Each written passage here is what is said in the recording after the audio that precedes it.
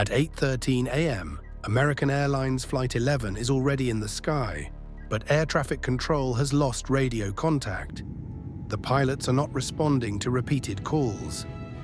In less than an hour, this aircraft will change the course of history. What happens in the next 24 hours will kill nearly 3,000 people. It is September 11, 2001. The morning is clear across the eastern seaboard of the United States. Boston Logan Airport has processed departures since before dawn. 2 commercial aircraft are now in the air, both hijacked.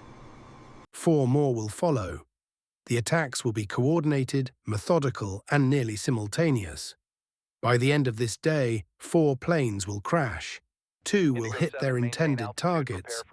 The attacks will reshape global politics, warfare, and security for decades to come.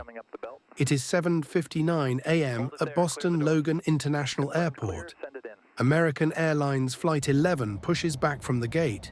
62 people are on board, including 5 hijackers. Captain John Ogonowski, 58 years old, has been flying for 34 years. He has logged 23,000 flight hours. He is experienced, meticulous, trustworthy. His co-pilot is Tom McGuinnett. They are preparing for what should be a routine flight to Los Angeles. The aircraft is a Boeing 767. It carries 11,000 gallons of fuel. The weather is perfect. The visibility is excellent. At 8:13 a.m., Captain Ogonowski transmits his last message. He reports climbing through 13,000 feet. Air traffic control clears him to continue his ascent. He never responds again. The radio goes silent. United Airlines Flight 175 departs Boston at 8:42 a.m. 65 people are on board. The captain is Victor Saraceni, 51 years old. The flight plan shows a destination of Los Angeles. At 8:42 a.m., a controller hears a transmission that chills him. A voice on the frequency says, "We have some planes." The controller asks for clarification. The voice responds, "We have some planes." It is not clear immediately that this is a hijacking. At 8:51 a.m., the controller hears another transmission. It says, "Everyone stay in your seats." At this moment, the first aircraft has already struck the North Tower of the World Trade Center. But the controllers in Boston do not yet know this. They are learning that they are losing another plane.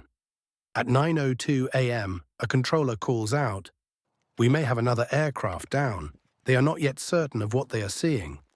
At 9:03 a.m., United 175 strikes the South Tower at high speed. It hits the building between floors 77 and 85. The impact is captured on live television. News channels around the world begin broadcasting the footage. At 9:37 a.m., American Airlines Flight 77 disappears from radar over Kentucky. The aircraft carries 64 people. The controller's last transmission was routine. The plane never reaches its destination. It has been hijacked. The pilots are dead. At 10:03 a.m., United Airlines Flight 93 crashes in a field near Shanksville, Pennsylvania. 230 people have died in the 4 attacks. Emergency responders reach the scene within hours. Among the debris, investigators find a bandana, a fuel can, and a note in Arabic. In the days that follow, workers remove dust, ash, and debris from the rubble. They find personal items. They find fragments of lives. They find evidence. The recovery efforts continue for months. Nearly 3,000 people died. Their families will wait for answers. Some will wait forever. This was their last ordinary day.